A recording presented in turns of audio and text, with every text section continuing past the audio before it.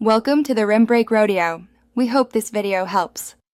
In this video, I will explain how to play Red Dead Redemption 2 with a mouse and keyboard on your PlayStation 4.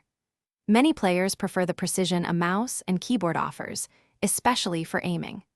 While the PlayStation 4 does not natively support this for most games, a simple hardware solution makes it possible. We will cover the necessary equipment and the straightforward setup process, ensuring you can enjoy the vast world of Red Dead Redemption 2 with your preferred control scheme, gaining a competitive edge.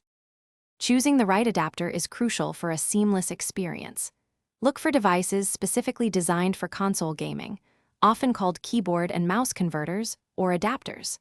Brands like XIM Apex or Cronus Zen are popular choices, known for their robust features and low input lag.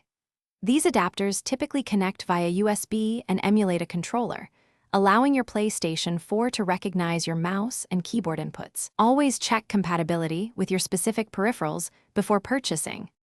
Once you have your adapter, the physical setup is quite straightforward.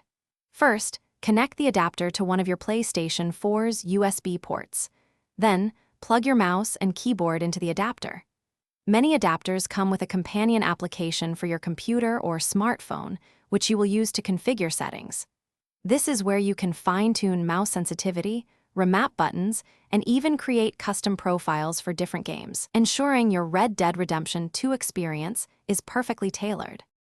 With everything connected and configured, it is time to jump into Red Dead Redemption 2.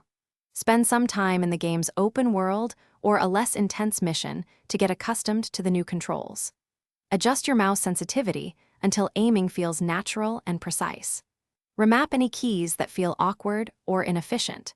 Many players find that a mouse and keyboard significantly improves their accuracy in gunfights and overall navigation, offering a fresh perspective on the vast and immersive world.